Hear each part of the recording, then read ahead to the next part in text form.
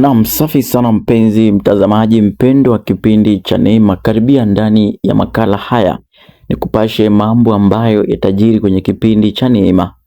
Tumeona Mark amekasirishwa sana na Sharon huku akimkataza kuingilia sasa Neema. Na hii inakuja wakati ambapo Sharon alienda pale kwenye mahakama akaweza kudanganya na kufanya Neema haisi vibaya. Na tunafahamu kwamba mtu ambaye alilipa Sharon si mwingine bali ni Eddie ambaye alimlipa kiasi kikubwa cha pesa ndiposa Sharon aweze kuwasaliti kina Neema.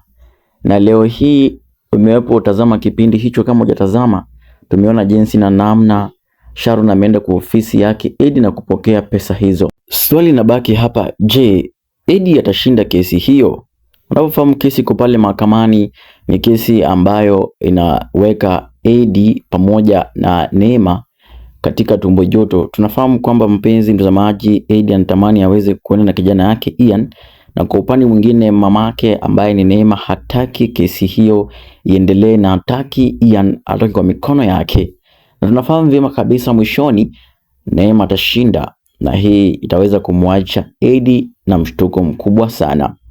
Na kwa wale pia ambao walitamani kujua ukweli ni kwamba mpenzi mtazamaji, kipindi cha Neema kinakaribia kuweza kukamilika na muda wote kutoka sasa huenda kikaisha. Kwa mujibu wa ripoti iliyotolewa, Neema imeonekana kwamba huenda ikaisha chini ya miezi miwili kutoka sasa. Na hii itakuwa ni good news kwa wale ambao wametarajia sana kipindi hiki kiweze kukamilika ndiposa waletewe kipindi kingine. Sijui kwa mtazamo wako achukulia kivipi?